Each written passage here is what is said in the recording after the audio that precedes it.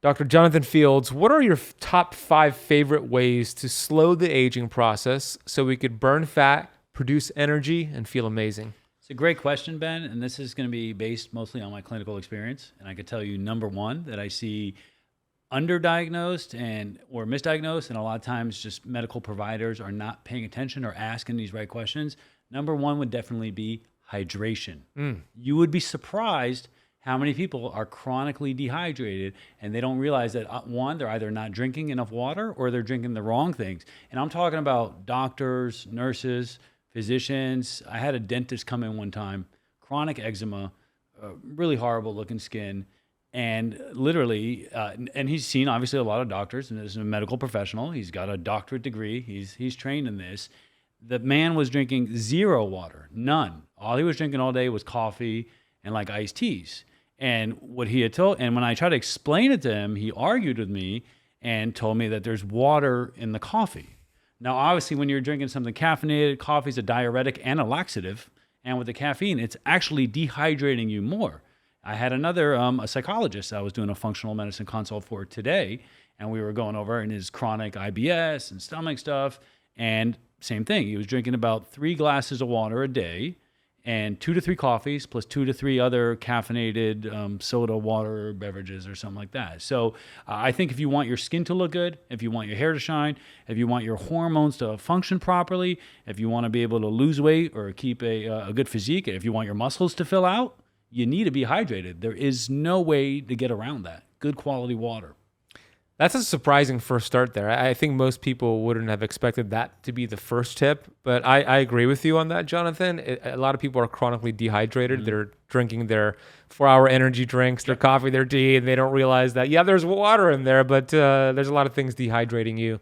You said it's a laxative, a diuretic, etc.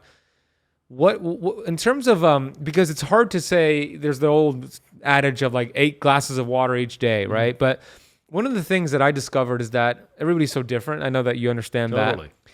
And I want to get your perspective on this. Like when I discuss this conversation with my students on dehydration, how do you know if you're dehydrated or not?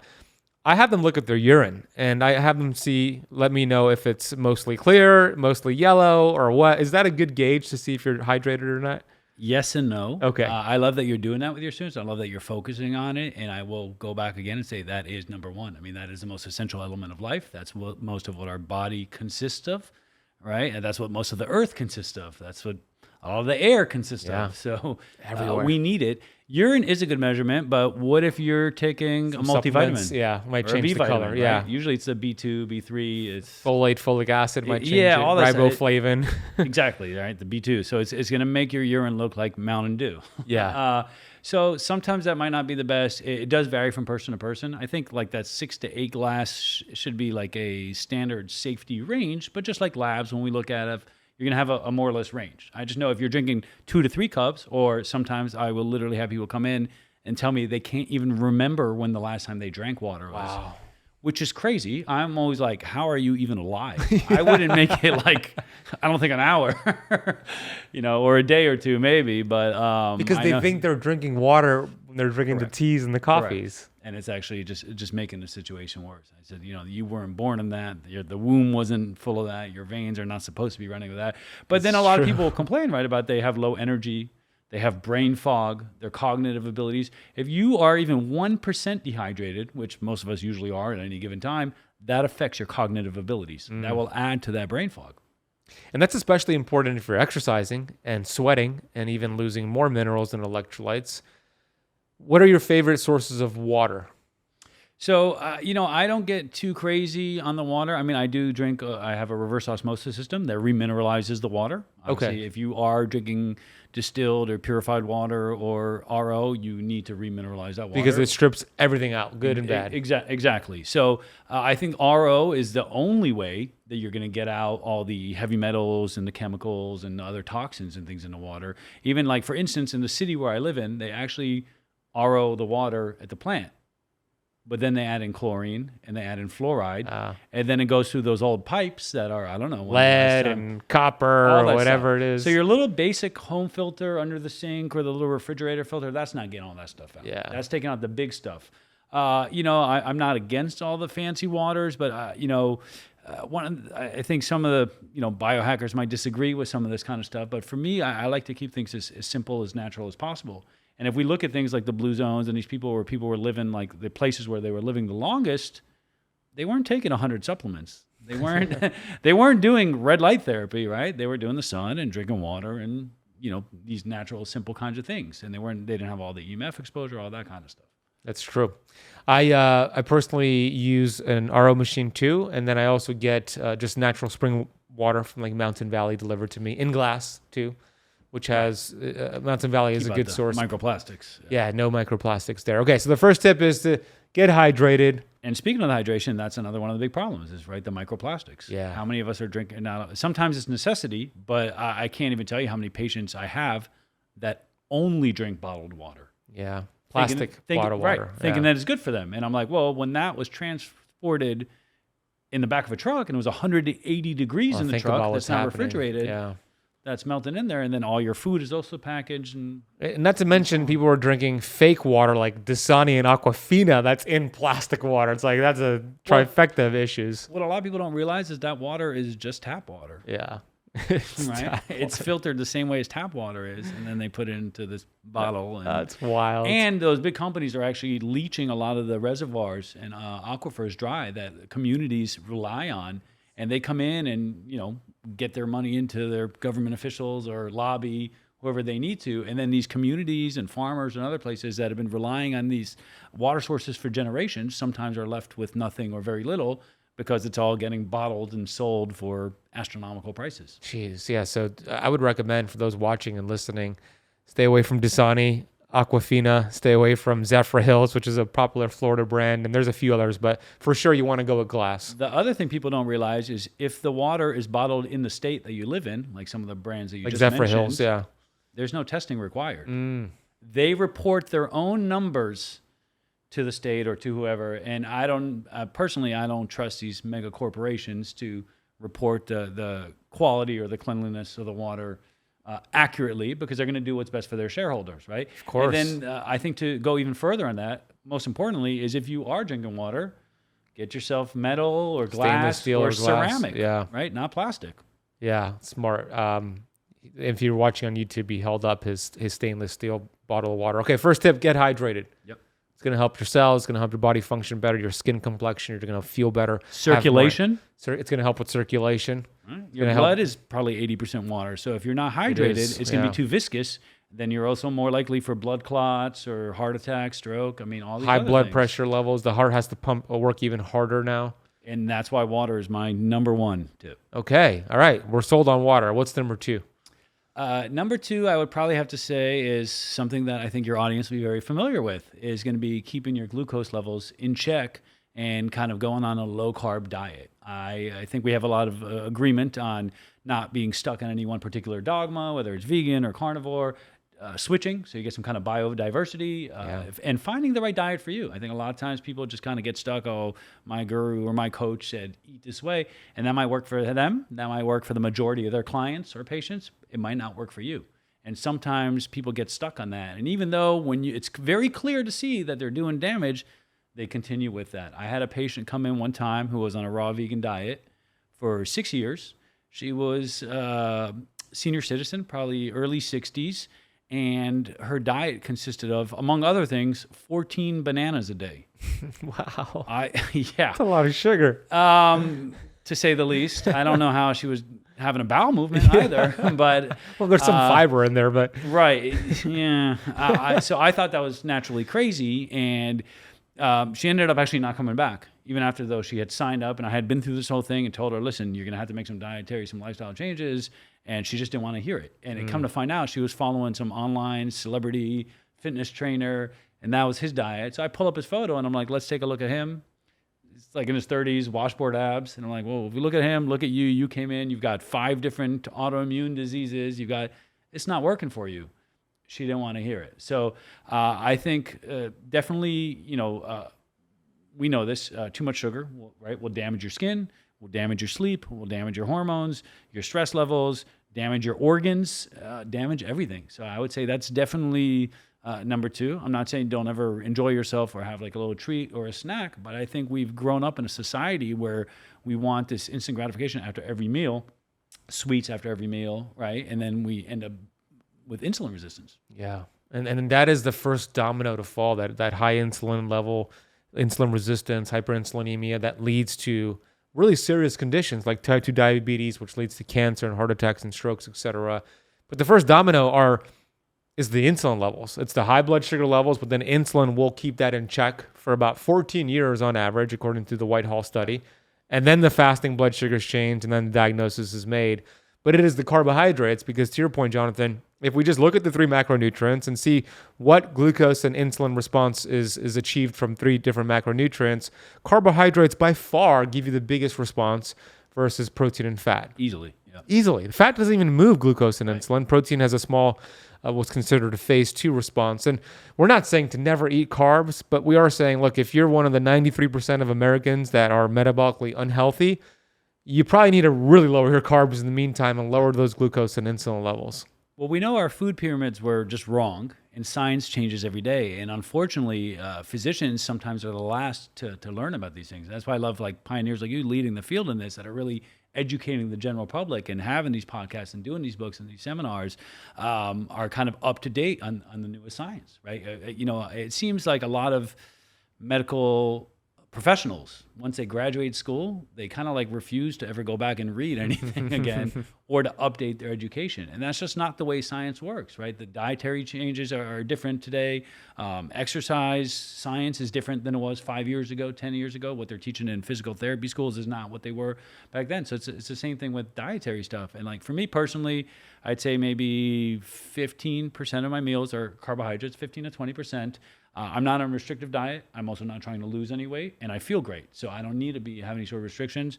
But some people, might have some sensitivities, and they might be sensitive, right? Insulin or anything else. Yeah. I for sure stay away from any sort of processed carbs, right? If I do breads, it's only stuff that's organic, like maybe 3 or 4 ingredients, no added sugar or things like that. But I do very little of that ever. I'll never touch bread at like a restaurant or something. If I go out, I won't even look at it. I'm just like, get that out of here. Yeah, no, we don't need it. I'm generally not doing pastas and things like that, but I do enjoy, a little bit of sweet potato, a little bit of rice, small portions, right? We don't need these big, massive portions, which is what we've grown accustomed to. And other countries don't eat like that. It's really here that they give you these large portions that get people sick and overeat. I mean, look at the Cheesecake Factory. That place is insane. When I was obese, that was my favorite place to go to. You could see any why. Restaurant, the portions are way more than they need to be. Yeah, it's true. Period. Unless you're going to like a French restaurant. Yeah, they keep it an authentic French restaurant. They'll keep it real with you.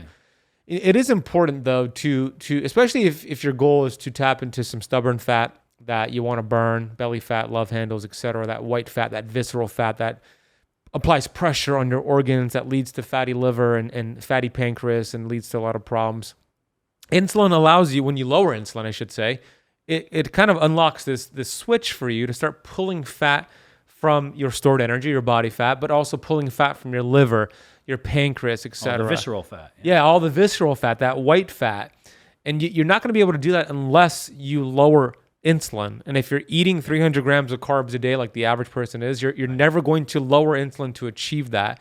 So hydration and then lowering insulin by focusing on more protein and fat, lower carbs, those are the first 2 main levers there. Yeah, and it depends on your goals. And once again, like I said, I've managed to figure out what works for me. That's not going to work for you or for the next person. So I think that's if what you've tried hasn't worked, I think the important part is don't give up. Don't let the doctors tell you, oh, it's your fault, because, I think a lot of times doctors just assume people are not going to be compliant with exercise or they're not going to be compliant with diet. So they just don't even bother, not that they're educated on it in the first place, but a lot of times it's just easier. I only have 6 minutes to see you because that's all insurance allows. So you get your script and see you later, instead of referring out to a dietitian or nutritionist, although a lot of the information they're giving out is still out of date. Yes. But even like somebody like yourself, a health coach or somebody that does functional medicine, I think it's important to, if you're not getting the results and if the stuff you've just found online, like, hey, I heard this good, if it's not working, find a professional. Find somebody that like yourself or like myself that does this day in and day out to help guide you through the process. And there's still going to be some trial and error while we figure out what works for you. Yeah, well said. It's so true. A lot of that information is outdated, and there's some great practitioners. Jonathan here, Dr. Jonathan has some his clinics, which we'll talk about. All right, we have a third way of achieving this. What's the third tip here? Third way for staying healthy and young for a long time is definitely to limit and reduce toxin exposure. And I'm sure you've spoken of that before. We got into it a little bit with the microplastics in the waters, right? But that includes every single thing you come in contact with, even your clothes, right? So now sometimes that's difficult, and sometimes some of these things are kind of so ingrained in our fabric of society that we really can't remove them. But sometimes you can. So like for me, I know like if I get new clothes, right, they're always going in the wash before I wear them because I don't know what kind of dyes or sprays or chemicals are on there. And they're not all going to come out, but it's going to help. There's a few free apps that are out there.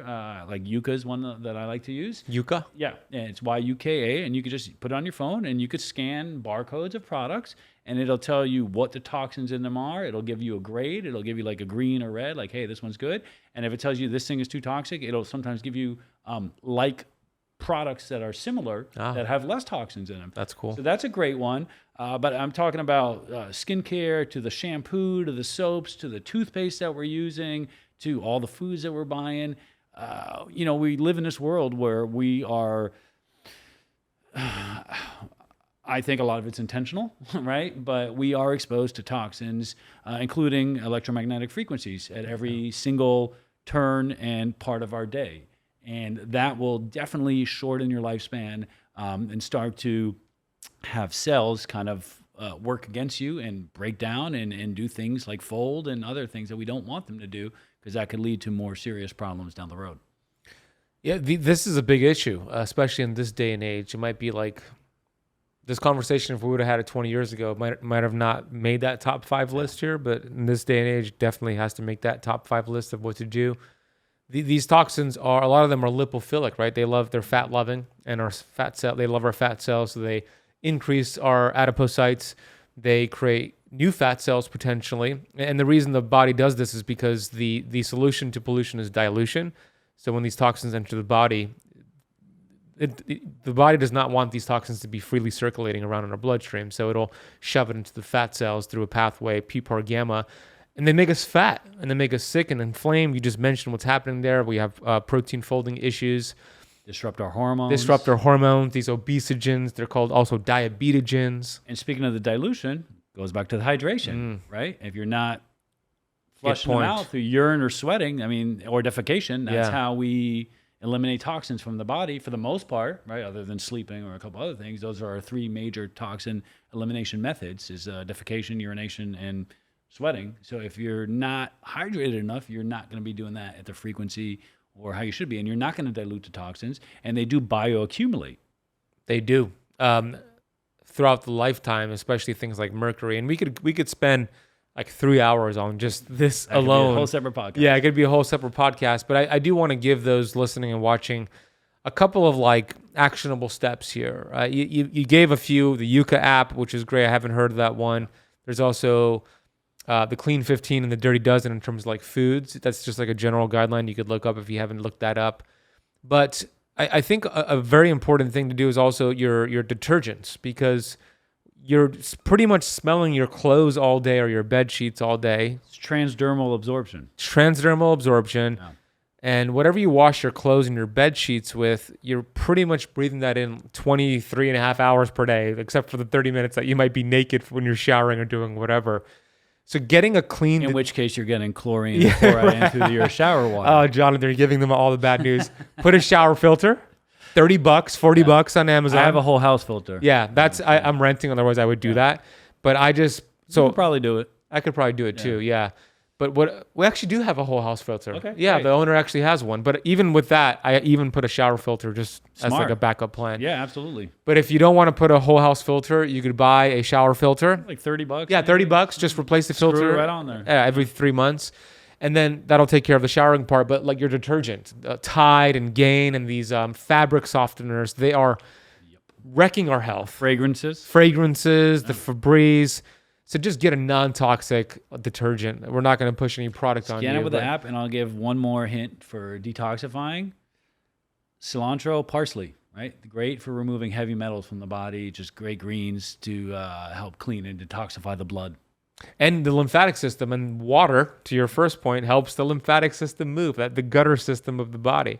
So if you're into juicing or smoothies, throw some cilantro and some parsley in there. It does not taste great. It's bitter, but bitter is good for you. Bitter will also stimulate the liver to release bile and the gallbladder and help clean some of that system out as well. Yeah, I love bitters.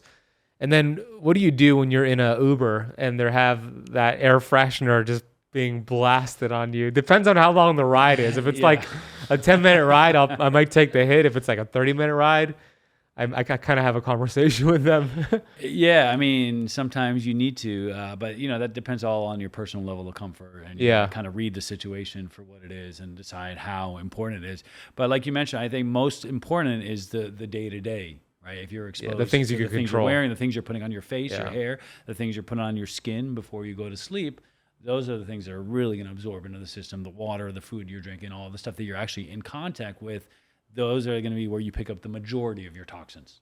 And we could control that. So that's a good point. Start there, and then you could go upstream with like even vitamins, fillings and all that. And a lot of the vitamins, and I know you've talked a little bit about omegas and some of the other things being rancid, but 80% of the vitamins on the market are actually fake. And there's been many times where there have been studies. The New York District Attorney's Office actually did a study about 5-6 years ago where they picked 20 different vitamins and they went to like a dozen different stores. And I'm talking about Whole Foods, Walmart, CVS, I'll throw them all under the bus. And they picked out everything from like St. John's Wort to just whatever. And they tested them all, and they found, and every time I see studies on this, other companies will test other competitors' products. Typically what they find is that 80% of the vitamins on the market contain between 10% and 0% of what they actually say that's in there. Wow. And then if you look at the additional ingredients, a lot of times you'll still find things like the blue ones and red fives, all the artificial colorings. You see titanium dioxide in there a lot, which is actual white paint. If you buy white paint at Home Depot, titanium dioxide is the main ingredient. It's in a lot of food products as well, and now it's banned in Europe because it causes lung cancer with inhalation. And now we're trying to get it removed from some of the things in the food supply here. So I know a lot of people come in there, oh, my doctor told me to take Centrum every day, and it's titanium dioxide, aspirin, titanium dioxide, right? So all these, our medications even have toxins on top of them. So it's tough to completely get out of it, but you got to do your best. And apps like Yucca and just having a little bit of awareness and reading labels, I think, goes a long way to keeping your health and letting you live a longer, healthier life. Yeah, I didn't know about that study. That's wild. It really is expensive urine, right? It's like all just going down the toilet literally when you buy cheap synthetic supplements. It's also why a lot of doctors think vitamins don't work. Because if you buy the wrong ones or the cheap ones, and a lot of times they're correct. Correct, yeah, right. And a lot of times some of these studies are very poorly designed, or they're using poor quality nutrients, right? And I tell people like this, let's say if you like steak, you like steak? I love steak, Doc. I love steak. So if you were to go out to a restaurant, where would you go? Let's plug your favorite restaurant. Fiorito, which is an Argentinian restaurant here in Miami. Okay, it sounds delicious. We'll have to go sometime. Yes. We'll do a double date or something. Let's do it. Denny's serves steak. Would you go to Denny's for a steak? No. Okay, so why would you buy your vitamins from the equivalent of Denny's? I wouldn't, Doc. Exactly. But most people don't realize that. Yeah, they it's just go on Amazon. Yeah. They're looking for the cheapest thing, or I saw it in the pharmacy at my whatever pharmacy store, and they're like, oh, I got this, and sometimes they look clean. Sometimes they'll say, oh, gluten free and this and that. But when you really dig into it, it's like, even if it looks clean, even if it doesn't have anything harmful off the bat, is it real? My mom always asks me about, because she takes photos of like the Centrum and Nature's Made from Walgreens, and she asked me. Yeah, another terrible brand. Yeah, and that's what I tell my mom. I'm like, no, that's not going to help. I know it looks good, but Mom. if you look at that label, it says like no this, no. Yeah, no, exactly. She falls for it, right? Yeah, it looks great. Yeah. And I know that I'm probably has nature in the name, right? And I'm probably more of a supplement guy than you are. I love rotating supplements. I'm not sure. I'm kind of making an assumption there, but I love supplements, but high quality supplements, and I kind of rotate them to get that targeted effect. But it's high quality. They're not synthetic. They're whole foods based, whole food source. I do something similar. I would say there's probably between 10 and 20 a day that I use. Okay, yeah, there you go. And I rotate them. And yes, so the nutrients that I use with my patients are the same ones I'll give to my pregnant wife and my toddlers. Okay, and they're all third-party tested by independent laboratories that are not affiliated with the companies who produce them, because that's super important. And two, most of them are only sold to licensed medical practitioners. So they're professional grade, which is a big difference from the stuff you're finding on the shelf or on Amazon. Yeah. For the most part. Yeah, good point. Not that there aren't good brands, but for the most part, you just can't trust. Yeah, 80% the study showed, right? 80+%. That's it. Similar to the fish oil, right? 83% of fish oil is rancid on the shelf before you consume it. Well, and to go back to that, speaking on the biohacking and the supplements, right? Within recent times, I've had at least 2 or 3 patients within the last few months that have come in that were taking over 100 supplements a day. Wow. Wow is correct. That's Dave Asprey level right there. Yeah, or worse, right?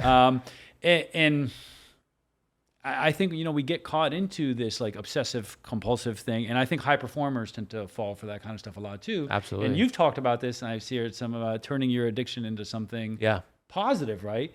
But sometimes too much of a good thing is a bad thing because you're not doing it in moderation. And even a good quality supplement might be toxic at those levels. And what happens is a lot of times I see people like that and they're taking multiple of the same nutrient across different things. And sometimes that's okay for some nutrients. You might have some that are water soluble and you just pee them out, like B12 or something. You don't need to worry about your levels being too high at B12, but some of the other Bs and some other vitamins, whether it be D or vitamin A or other things, can be actual toxic to the system at a certain load. And people don't always realize that because they're like, I heard this is good for me. I heard this is good for me. And this guy online takes this, and this guy recommended this, and my mom said, try this.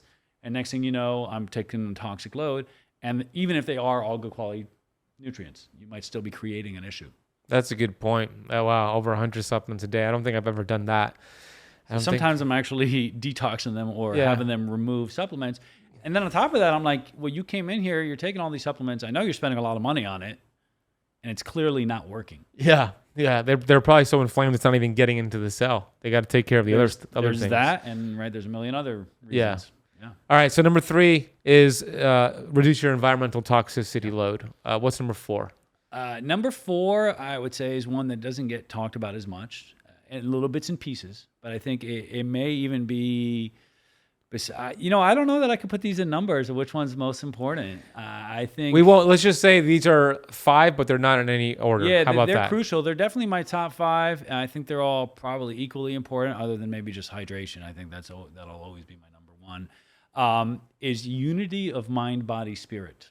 Right? We have a lot of focus on self-development for some of this crowd, and maybe some of your listeners. I think not for society or our country as a whole. But a lot of times, a lot of us are very well educated, or we might be high performers at work. We might be in a situation where we're using our mind a lot, or we read a lot, and we study a lot, or we're in school, or whatever. And there's a lot of focus on that. There's a lot of focus on physical activity, right, and exercise. Yeah. And obviously not enough, and not where we used to be compared to what our ancestors and great-grandparents, as far as the work we did, because unfortunately we have these sedentary lifestyles now that are literally killing us.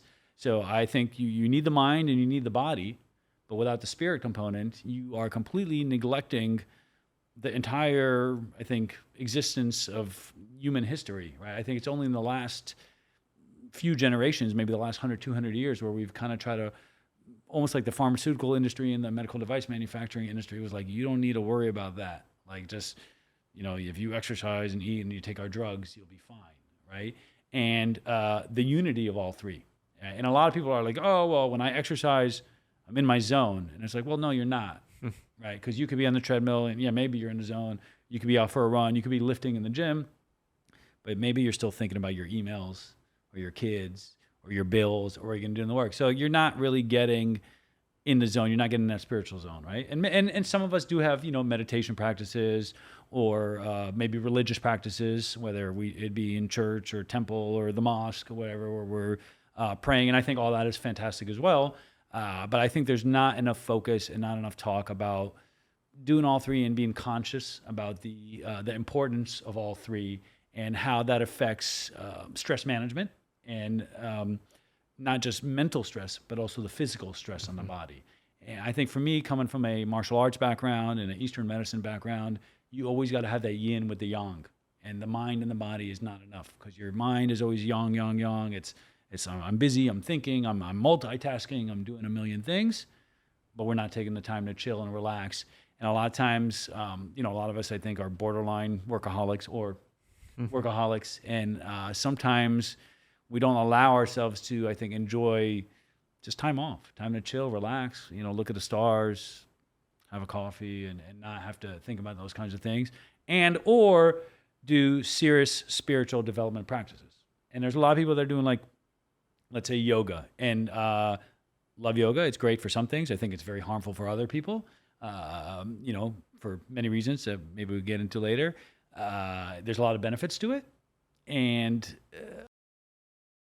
minerals, minerals, minerals. You hear a lot of people out there speaking about the benefits of taking minerals. And it is important because in this day and age, our crops, our fruits, and our vegetables, they are depleted of minerals. So you've heard of the keto flu, you've heard of symptoms doing keto and fasting. People just don't feel good sometimes. This is the number one reason why. So my go-to for replenishing my electrolytes and my minerals, for enhancing my immune system, for gut support, for detoxification, is Bean Minerals. It has fulvic and humic compounds, and these have over 70 trace minerals and really important electrolytes to replenish your body with. Check out Bean Minerals over at beanminerals.com. Use the coupon code Azadi, my last name, at checkout to get a nice discount. That is AZADI at checkout over at beanminerals.com. Some yoga practices, I think, are missing a lot of that spiritual component. And I think for some people that may not be enough. Maybe you need a combination. Maybe you need the religious and the yoga and the meditation and the journaling and all that stuff. I think however you do it, like for me personally, it's Qigong and Tai Chi, which is kind of like the Eastern or the Chinese version of yoga with more performance standing.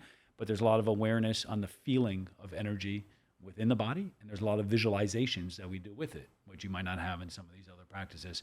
So when you're doing a physical movement and you're focusing on the breath and you have a visualization going on that of some sort of spiritual or energetic nature, I think that's one of the only ways you can actually tap into mind, body. All at once. Exactly. Because once again, to go back to the physical, you could be doing yoga and it's supposed to be spiritual, but if you're just worried about how good my form looks and, oh, this is so hard, and am I doing it right? That's when I first did yoga. That's what I was thinking. Me too. And my it made all my injuries burned. worse. Yeah. Right. So you got to find what works for you. But I think even within the spiritual community, I don't know that there's enough of accountability or enough of a way to really enough people that are actually tying the three together properly. That's true. That's a fair point. I don't think so. I haven't seen that being tied in properly or as consistently. Can you turn your mic a little bit closer to you? Yeah, absolutely. Yeah, like How's that. that Right better? there. Perfect. Yeah.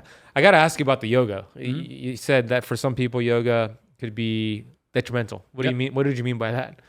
I'll give you an example of myself. Okay. Right? So I went in at the time I started doing a hot yoga practice, probably, and I'm no longer doing it. I still use some of the stretches and some of the poses. I gotta say about 15 years ago. At the time, I was teaching martial arts professionally, teaching MMA fighters, and in other words, I was training 2 to 3 hours a day, probably 6-7 days a week. Wow. So a lot of stress on the body, not recovering, not sleeping properly. I had a decent diet, probably not what it needed to be. I'm sure my protein intake wasn't where it needs to be. I think I had tried to go vegan a couple times as well. And then and everybody says, okay, well, if you have these injuries, you go do yoga. If you have back pain, I had carpal tunnel at the time because I also worked on a computer and all the training was over, go do yoga. Well, for somebody who's got problems with the wrists and carpal tunnel, do you think spending 75 minutes with your wrists hyperextended It's good for me? That's not going to help. No, it made it 10 times worse. Wow. It got to the point where I could literally barely lift a cup of water. My I could barely gosh. shake your hand. I lost all my grip strength, which is terrifying. And then I was waking up and my hands were getting worse and worse. I'd wake up with burning hands in the middle of the night and shaking them out. And I'm thinking like I'm doing something good for me, right? Made my back a lot worse, right? So, and here's the problem. When you're holding the poses like the saunas and yoga, right, for long periods of time, you are literally ripping the ligaments and the tendons off the bone. You're hyperextending them, okay? And they're not... ripping, not stretching? You're overstretching. Okay. You're overstretching them, and then what happens is you're causing ligament laxity, and they're not always going to recover. Now, when you're doing exercise, and there's research on this in the last few years that for athletes, especially high-performing athletes, they found that the athletes who stretched more got injured more. Wow. And the athletes I believe it too. who didn't stretch as much had less injuries. Okay. So there's a big movement now in the functional training space is to just do the active movements rather than overstretching. And when you're in yoga, when you're in these poses, none of them are practical for anything that you're going to do in real life. None of them are practical for, there's a couple, but for the most part, they're not poses that you can easily move through, get in and out of. So, and when you're in this, you're kind of working to relax the muscles as much as possible, which is when you're overstretching the ligaments and the tendons and the muscles. When you're in a pose where you can easily move in and out of, or you're not holding it for too long, the muscles are still active, so the muscles are going to protect you. But if you're constantly overstretching, especially in a case like hot yoga, and once again, I don't have anything against this because I know people who do very well with yoga, and actually it's improved their quality of life tremendously. And I know people who it's actually ruined their quality of life. And I know a lot of yoga teachers who have severe chronic injuries and things like that. And it's like, well, you're supposed to be healthy, right? So you got to find, again, what works for you. But in general, to hyperextend and stretch ligaments and tendons for long periods of times is not a science-based method to actually repair anything. You're going to do more damage than good. And then what happens is you end up with joint laxity, right? And then you get joint instability where, if you're overstretching the legs or the hips, you're ripping that apart, and then you're going to be more likely to need a replacement or get a tear down the road in one of your ligaments or tendons or, an ACL or MCL or LCL. You're going to be more likely to need like a hip replacement or something like that if you keep damaging the joint. Well, that's a paradigm shift. I actually agree with that. It makes sense to me. It really does. And my chiropractor, certified chiropractic, Dr. Naomi, would love what you just shared because she's been telling me for years, like, stop stretching. If you're going to stretch, do dynamic stretches, not static stretching. Like she's totally. And you just made the point to why that might be the case for not everybody, but for probably most people. Besides the science, I've experienced it myself. Yeah. I still, to this day, I find that the more I stretch, the more pain I have. Yeah, me too. Same thing. So some light stretching, I think, is okay. I mean, I do dynamic stretching, leg 100%. swings, arms, circles, but you need to. nothing when I hold And that's it. all part of like built into Qigong and Kung Fu and Right. martial arts stuff. That was since the beginning of time. They also did the heavy stretching, but I think they had a good balance of it. And they started, at a young age, and they had better diets and stuff like that. And they were able to, and they did a lot more recovery and had herbs and poultices and all sorts of, things to kind of help heal that. And they were doing the mind, body, spirit side of it too, which would allow your body to rest and recover. Wow. So somebody's like, I told my wife or my husband that yoga is not good for me. Share that clip with, share what Jonathan just shared with your significant other to prove the point. Yoga, running, even weightlifting. I see a lot of injuries that people come in from running. They're doing a lot of damage to their feet, Repetitive their knees, their back. contact. Right. Yeah. High impact. Yeah. Regularly. Okay. The body should not be doing that every single day of the week. Yeah, right. it's And true. I know people that run. They're like, I got to run every single day. And I'm like, you're doing damage. It's an addiction too. It is. And well, you get a dopamine release. Yeah. We know that. That's a scientific fact. Exercise is going to release dopamine. Runner's high. It totally, well, any sort of movement is going to release dopamine. It's going to help with depression. It's going to release these natural antidepressants in the body. So that part is good for you. But just like the diet, biodiversity. So you should have diversity in your exercise. Maybe some days you do cardio. Some days you do strength training. Some days maybe you just do some light dynamic stretching. Some days you just meditate. You need rest. And I know you talk about this a lot of times, the stress, the hormesis, right, that you're putting on the body. Yeah. Like you need days off, especially as you age. When you're in your 20s, it's not as important. I think once you hit 30, 31, 32, I'll be 45 this year, like your body needs, it changes and you have to change with the change. Otherwise you get left behind, right? Evolve or die. Evolve, adapt or die. It's so true. And I saw this a lot when I owned my CrossFit gym. And I didn't understand hormesis back then. It was like 2013. But I would see people come in for the watts, right? The workout of the day. 60-minute, like brutal workout where you're laying on the floor, like I'm exhausted. But that's okay from time to time, right? As you recover and then come back. But I saw people doing that 5 days in a row, 6 days in a row, 7 days in a row. And I would have to walk up Like to you said, them. it's an addiction. Yeah, it's an addiction. But I would say, today's a recovery day for you. Go, here's the foam roller, there's the treadmill. Like, use it as a recovery Well, you were day. a good owner, good box owner. Yeah, I was. Right. I was. I didn't even understand hormesis back then. Now I understand it. I like looking at heart rate variability as a good gauge for recovery. Of course, sleep, deep in REM. Even muscle growth. If you keep working the same muscles every day, and then a thing like CrossFit, you're working your whole 100%. body. Like, how are you getting any real gains? And you see a lot of CrossFit people that are in phenomenal shape, and The problem I've always had with CrossFit is you're pushing speed and more weight, which doesn't seem like a great idea. It could be dangerous. Well, it is dangerous because I see in my practice a lot of people that have been injured doing it. They keep you in business. Totally. That being said, done responsibly with a good coach or a good teacher, I think With recovery in between, could be fantastic. Exactly. Just like not everybody should eat the same diet. You shouldn't do the same workout. Not every CrossFit gym is the same as well. Okay, that's 4 tips. I know the 5th one kind of ties in everything we mentioned. Mm-hmm. And what is the 5th one here? I think the 5th one is one of these things that we've kind of been underserved and misunderstood, also misdiagnosed. They get a lot of Americans into trouble, whether it be, in the medical system and or the legal system. And that's going to be, and with just overall in general and relationships and family, is the mental health component. Yeah. Right. And all of these things will affect your mental health. If you're dehydrated, your mental health is probably not going to be great. If you're exposed to toxins all the time, your mental health is probably not going to be great.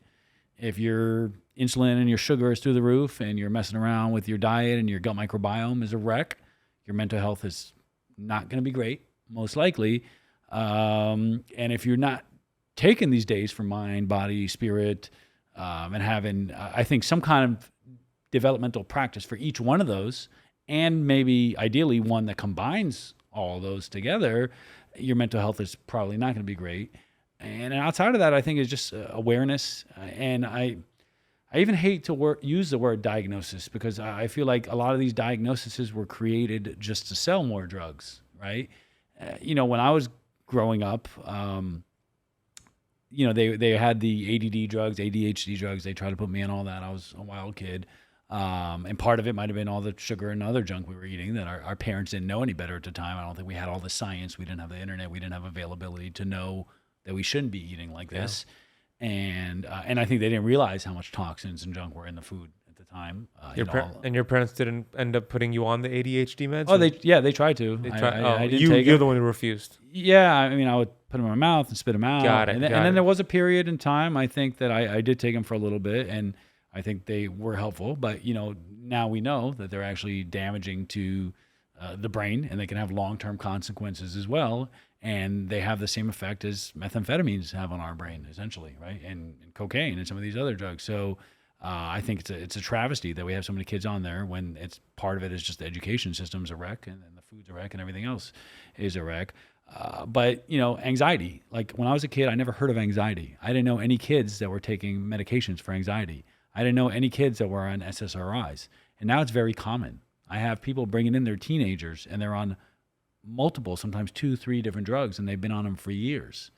And it's heartbreaking, and it's hard to tell. And sometimes the patients or the parents don't take you seriously or think you're a quack when you start telling them, like, listen, every doctor you've ever been to is wrong. Yeah. Right? It's a hard conversation to have with a parent. And sometimes you lose them at that. And sometimes that's exactly what they're looking for, and that's why they came to you in the first place. And once again, this is for educational and informational purposes only. This is not medical advice, and I'm not telling people, hey, don't take your meds as prescribed, but we're always looking for ways naturally to help assist and support that person so they can get to the point where they're not symptomatic anymore, because a lot of times they're taking the medications, but they still have all the symptoms, and they have the side effects, and that's why they came to you.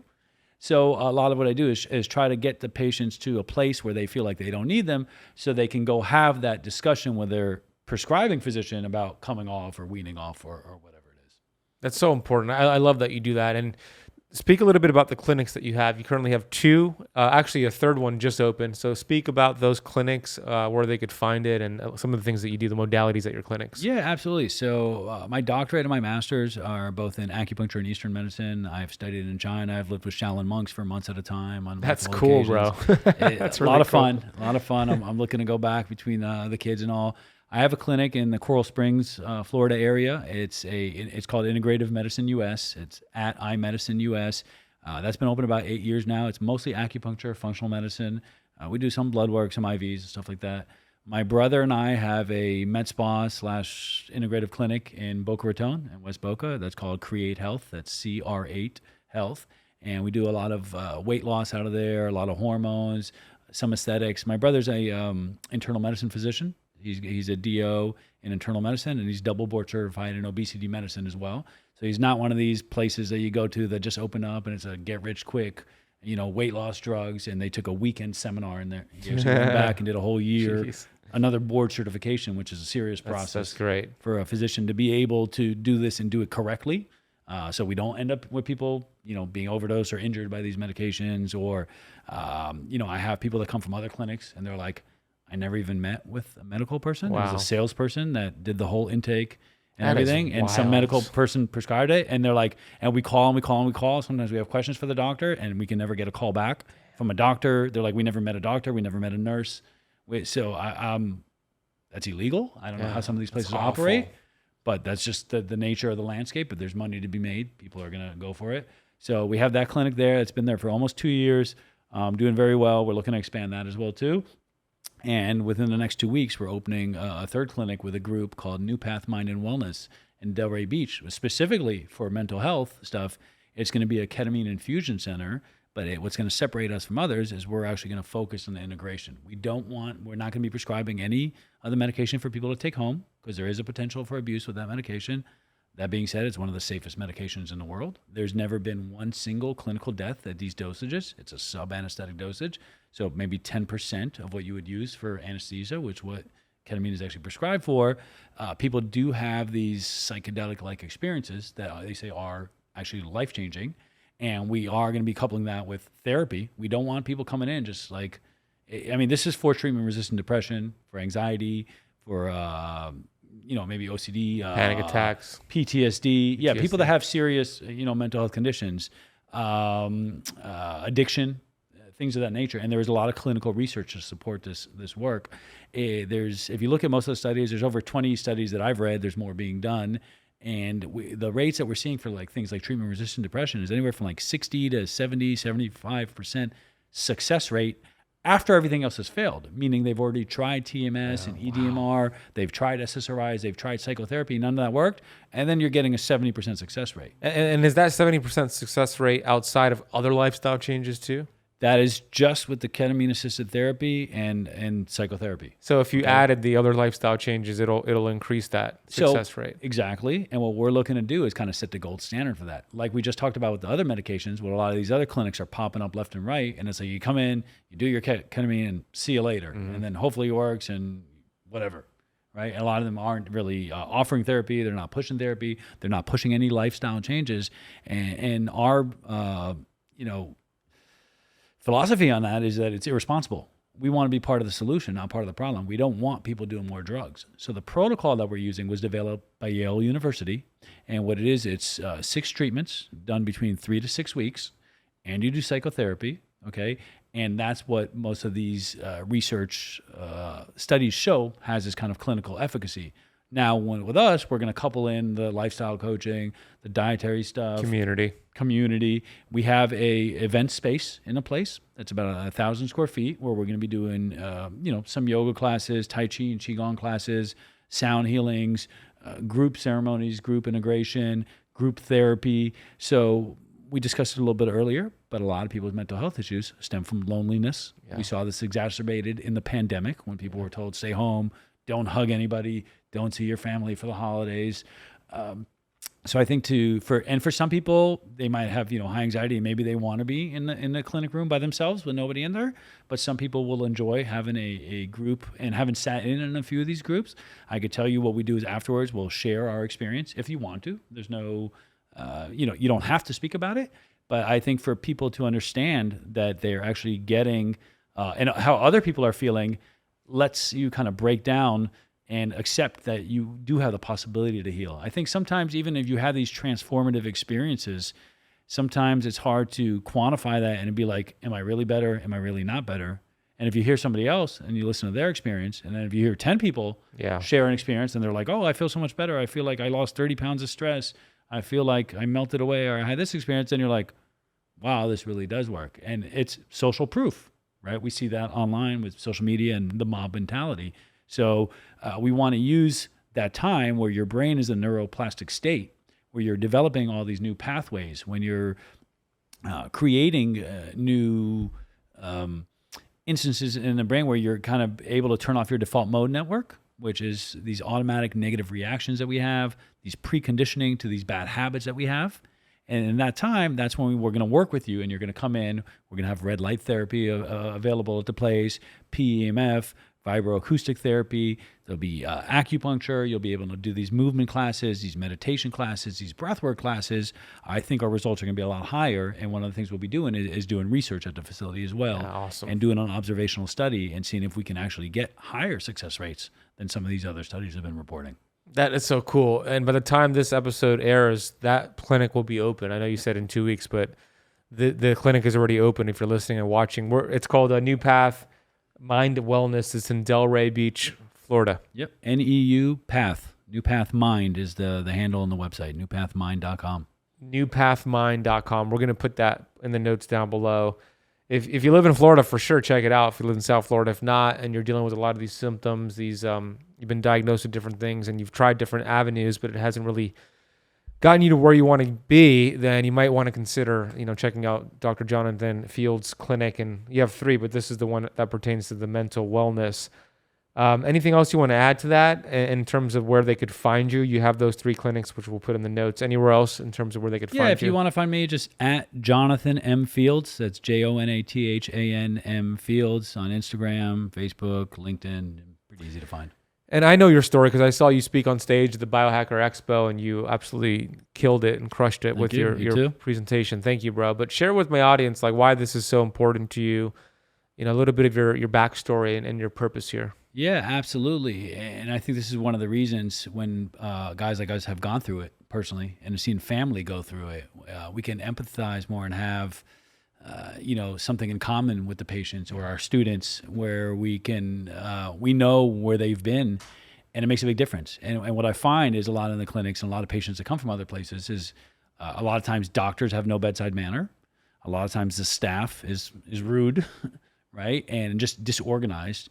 And for a patient who's already struggling and they're already frustrated with the healthcare system or they have mental health issues caused by this or anything else, that's going to exacerbate their problems, and that's going to basically turn them off to all therapies. So a little bit about my story. I grew up in martial arts. I've been in martial arts most of my life. I taught professionally for over 15 years, including to everything from Fortune 500 companies to professional MMA guys and the major leagues and first responders. I worked with trauma, with all types of people across the boards.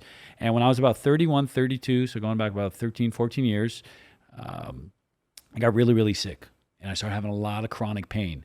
And I was disabled for a whole year. I mean, I couldn't work. I couldn't train anymore. My quality of life was absolute zero. Wow. I was this close to checking out. And it was getting worse and worse and worse progressively. And I was seeing doctors. I saw maybe a dozen different specialists. I went to orthopedics. I went to 2 or 3 different hand surgeons. I saw 3 different neurologists. I saw endocrinologists. I had biopsies on my thyroid, all this stuff. And all they kept telling me was, it's all in your head. All your labs are fine, right? It's anxiety. Here's some muscle relaxers. Here's some pain pills. Go home and die was basically the message I got from it. I had doctors that laughed at me.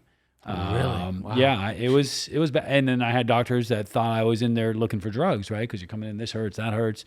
I had a dozen different symptoms. I had hot flashes, chills, severe fatigue, severe depression, carpal tunnel, tendonitis, extreme back pain and neck pain. I couldn't even sit in a desk and work. My hands would lock up. I physically could not work. I used to work on a computer at the time outside of the martial arts.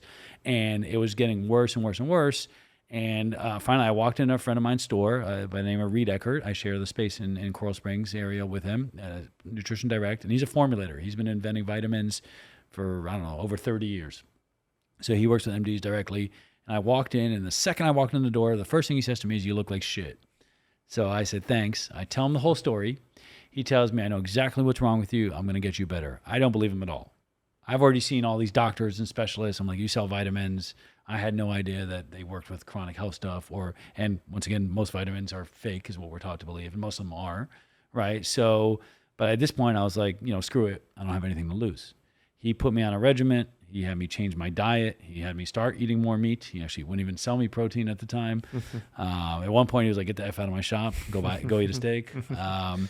And within a couple weeks, probably about half my symptoms resolved. He put me with a good chiropractor. And like I said, they kept having me in hydration. I was drinking too much green tea and even though water, and I'd just keep watering down the same bag. And they're like, there's still that little tiny bit of caffeine. They're like, you don't know. So it was a bunch of different things. There wasn't one magic pill. There wasn't one magic adjustment. There wasn't one magic vitamin. There wasn't a magic shot. You know, I tried cortisone shots. I tried a bunch of stuff. Nothing worked. And within 6 to 8 months, all my symptoms were like 99.9% resolved. Wow. So at that point, I was pissed. I was like, how is it? I live in America. Yeah. I'm 30-something years old. I exercise every single day. I eat healthy. I have health insurance, and I can't get any care. That's bullshit, right? So I had already been apprenticing with my Qigong master, who's an acupuncturist, Dr. George Love, for over 10 years at that point. So I had been helping him in his acupuncture What's his clinic. last name? Love. Love. Yeah, George Love. Yeah, that's his real name. What a great name. Yeah. He's been practicing, I don't know, 35, 40 years now, and still one of my closest friends and mentors. And the Qigong is what got me into the Eastern medicine in the first place. Because as I was doing these works, like I think we talked about earlier, it's moving meditation with breath work and visualizations. You could feel the differences. Like it made profound changes within my body that kind of drew me into it. Same way as some people would get addicted to yoga or sports or running or anything else. Yeah. But I think this one was more comprehensive because you have the full body, mind, spirit connection at all time. That's pretty much the basis of it. And at that point, like it was like a light switched on, and it was like a calling from God. I was like, I knew I had been wanting to go back and do acupuncture and Eastern medicine and help people, but it was a big commitment to go back and finish my bachelor's, do a master's. Later on, went on to do a doctorate. But having had that calling, I was like, you know what? My lifestyle, even though it was good, wasn't good for me. It was a wreck. I need a whole new lifestyle, and it kind of set me on this thing where I kind of wanted to dedicate my life to helping other people who have been misled, misdiagnosed, ridiculed, and just disrespected by the medical profession and the government and society in general, as far as what we're telling people is supposed to be optimal health and wellness. Man, that's a beautiful story. I know, pain to purpose, right? Hey, I want to just briefly interrupt the video you're watching to share something with you. One of my favorite companies that I use for health and longevity and biohacking is a company called BondCharge. And they have a whole range of incredible products, including the blue light blocking glasses you see me wear right now. But one of my favorite products from them is an infrared sauna blanket. Sauna blanket works by raising your heart rate to a workout or a training session. So you burn more calories while you're actually lying down and relaxing. Also, it's going to cause you to sweat. And one method of flushing out toxins from your body is through sweat. There's also one of my favorite benefits, this endorphin release. Every time I get out of the sauna blanket, I feel like I just got a 60-minute massage. So it's easy to set up. It's super convenient. Head over to bondcharge.com/KetoCamp. And if you use the coupon code KetoCamp at checkout, you'll get 15% off your sauna blanket. And actually, any of their products are 15% off with that code. All right, let's get back to today's video. Just like the gentleman that you walked into, the first gentleman, what was his name that helped you? Reed Eckert. Reed Eckert. He put you on different modalities, changed your diet, you did acupuncture, you started eating red meat. So it was multifactorial, but also, did you figure out what caused all those symptoms? I'm sure it was also multifactorial, but was there any like common themes that led to all those symptoms? It's definitely multifactorial. His assessment, and he's not a doctor, his bachelor's was in nutrition, but not a licensed nutritionist. Like I said, his background was actually he's a formulator. He just invents vitamins.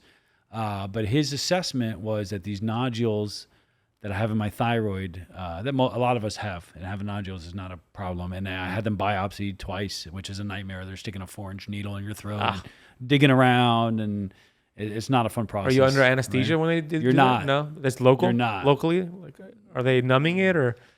Some topical. Oh, yeah, geez. it's not a fun procedure at all. I mean, the nurse and the doctor are looking over you, and you're seeing it on a screen. Oh my gosh! And they're pushing a long needle in your neck, and they're trying to find these little nodules and biopsy them. And I had 3, and then they called me 2 weeks later, and they said one of them was inconclusive. You got to come back and do it again, which was not fun. But he thought that part of the problem was that they were sucking the iodine out of my system, and I was iodine deficient. Huh. I do not recommend people take iodine. Most people dude, don't work need with the iodine. practitioner if you're going to take it. 100%. Yeah. Iodine can wreck your system. It can be toxic. It can kill you. So don't hear this and be like, hey, I have those symptoms. Let me take iodine. Please do not do that. Good point. Part of it was that. Part of it was the diet. Part of it, I think, was the hydration. Part of it was the overtraining and not having the rest days. And then there might have been some other things. One of my brothers had passed away a year before that. I think that led to it. I had lost my girlfriend at the time. I had just been through a couple of years before that, the recession, the '08 boom and bust. Lost my business at that time. So so part of it was the mental health component. Yeah. And that's why that's kind of what we're looking to replace at New Path. Like there isn't one thing. I mean, great. If you can find one vitamin that fixes all your problem, awesome. Most of us, that is not the root cause. If you want to find the root causes, you got to look at those top 5. Yeah. If you can get that top 5 in check, you can probably reverse 80% of people. And based on my experience, you could probably reverse 80% of chronic disease or mental health problems in the world if you focus on those top 5 things. That's a bold statement. So I hope you all remember those top 5 things. We have staying hydrated, number 1, controlling glucose and insulin spikes by lowering your carbohydrate intake, number 2. We have limiting your environmental toxicity, low toxin load, number 3. We have a balance of both spiritual, physical, and body, mind, spirit. Body, mind, spirit, excuse me. A balance of that. And number 5 is what I call the mental 6-pack. Yeah, developing that mental masterment or mastering your stress levels.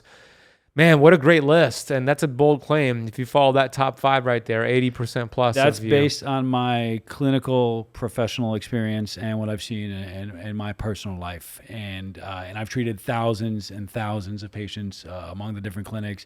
And we see, and you see this too, we see autoimmune diseases reverse. We see people come off medications, off their statins, off their diabetes medications, off their high blood pressure meds, off their SSRIs. We're not recommending them, but like I said, in time, when they get better, they can go back to the physicians and have that conversation. Anything you could think of, from rheumatoid arthritis to, I'm working with a handful of Crohn's and colitis patients right now. They're all doing better, and they've all been on these drugs for years and years and years, and now they're starting to realizing, hey, we're weaning off, or they're going back and telling their doctors we don't need them, we want to get off of them. So it's definitely possible. Are there those rare cases that just nothing works? Yeah, of course. Yeah, always. You got to dig deeper.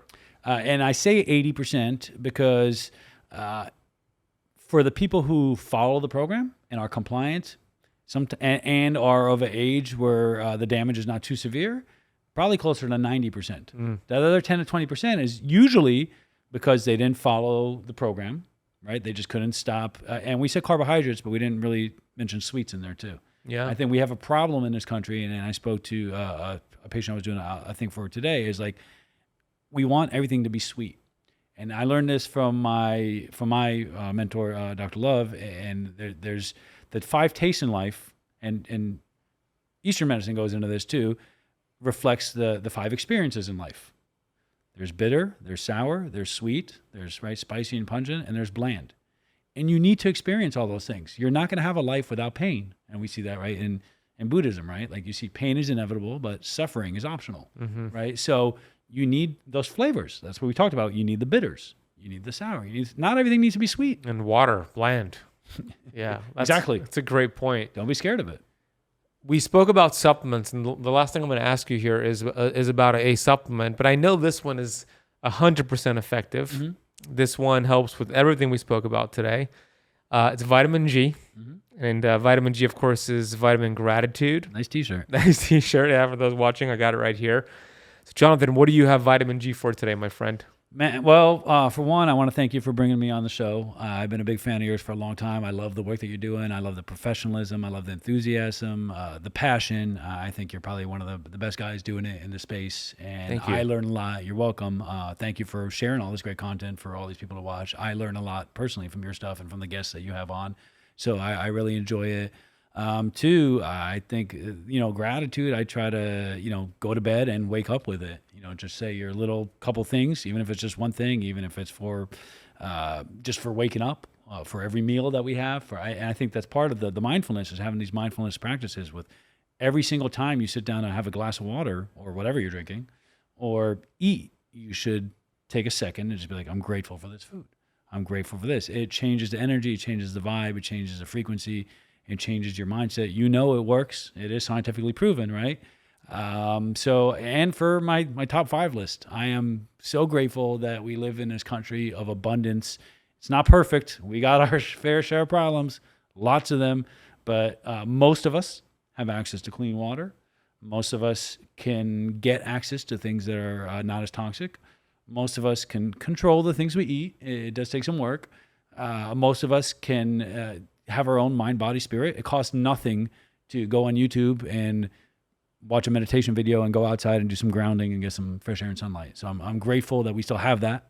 And I'm grateful to be able to help people on number 5, to kind of get into this mental wellness space. I've been working in it for a long time. Like I said, I've worked with trauma.